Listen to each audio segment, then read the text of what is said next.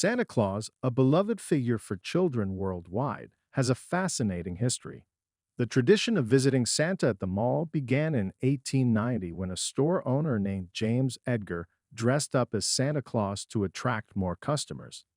The idea quickly caught on, and soon children from all over New England were eager to meet Santa. In popular culture, Santa is often depicted as either a kind hearted individual or a money minded character. However, are all mall Santas truly mischievous? Discover the 10 secrets your local Santa doesn't want you to know. Number 10. Beard Secrets. Not all mall Santas are lucky enough to have Santa's signature white beard, so most mall Santas have to rely on a fake beard to look the part. Pop culture will have you believe that Santas get their beard pulled off all the time, but the truth might surprise you. Most mall Santas will report only getting their beard snatched once a season. Why so low? Mall Santas might not make the naughty and nice list, but they can usually tell who is going to be trouble. A child with their parent is most likely not going to go for your beard, but a group of teenagers in line without an adult is usually a red flag. While Santa does not want to discriminate, he usually will ask Mrs. Claus or an elf to stay close by when his gut is telling him to be careful. Similar to the size of Santa's malls, will usually dictate a specific style of beard that all Santas have to wear since there are so many varieties. What mall Santas don't want you to know is how much those beards stink and how quickly they turn that way. No matter how much you brush your teeth or how much you blow your nose, your beard is going to get dirty and start smelling by the end of your shift. Professional mall Santas will eat simple foods and always have mints or a candy cane in their pocket, but they would still recommend not getting too close to Santa's beard just in case. And sorry to burst your bubble here, but even if the beard is real, it is nowhere near natural.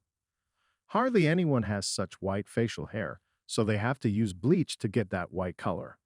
Also, nobody's facial hair curls like this naturally. That's why just about every mall Santa has curling irons. Number 9. Not all Santas like all kids. While mall Santas should like kids in general, they don't like every single kid. A picture of a screaming child sitting on Santa's lap may be great for your photo album, but most mall Santas want nothing to do with your crying baby. Don't forget that you're paying for a picture with Santa, not hiring a 2-minute babysitter. Also, Santas are not a huge fan of those kids that treat Santa's lap like a couch. Be gentlemen sitting on Santa's lap. He has hundreds of kids and some not-so-small adults that sit on his lap every day. Some of the older Santas will finish the day with an ice pack or a heating pad on their lap. Number 8. Kids cut out the middleman.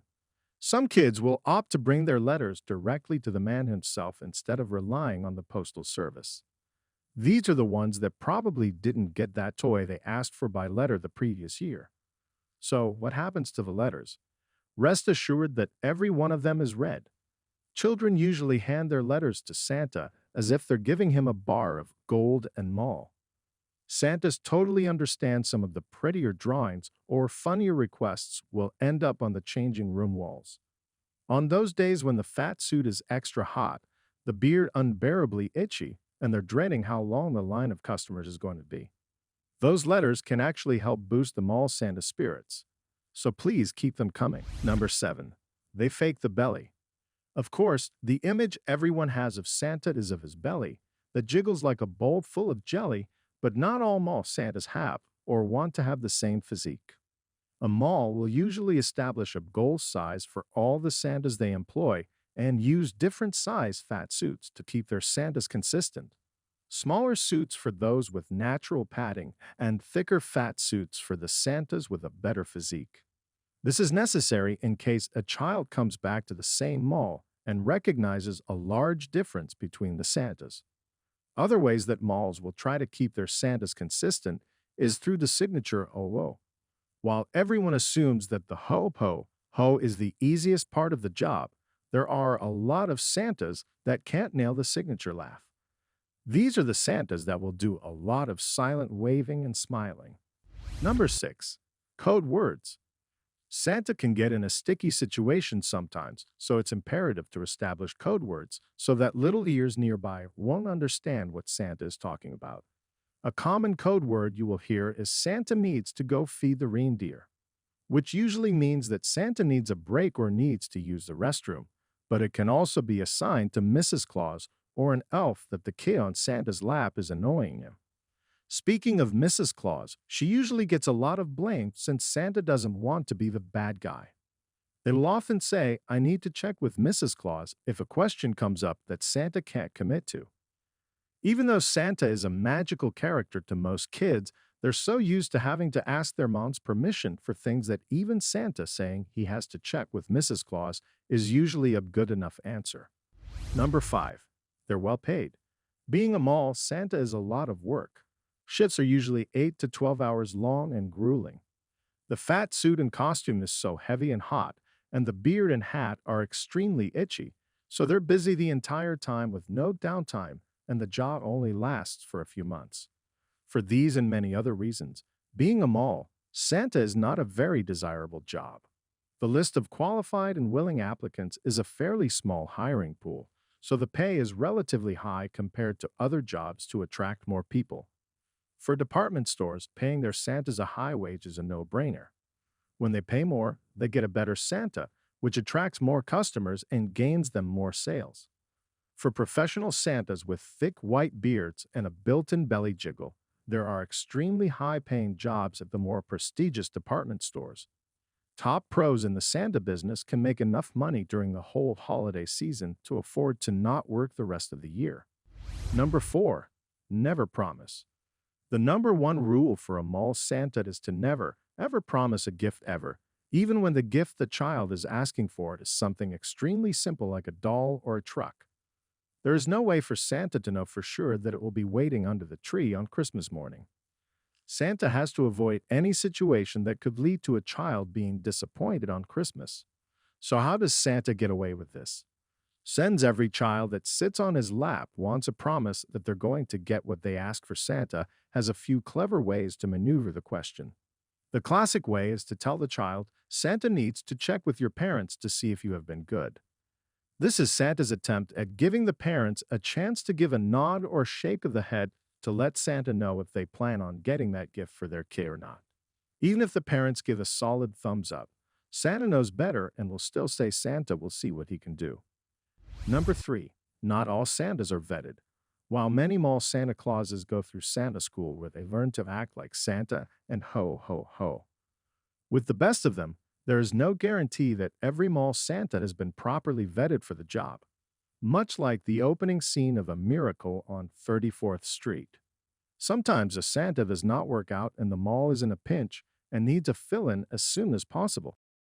Do they risk upsetting the kids lined up to meet Santa, or do they find a quick alternative? We spoke with a former mall Santa who spilled his secrets and let us know that he was selected as a Santa with zero background checks.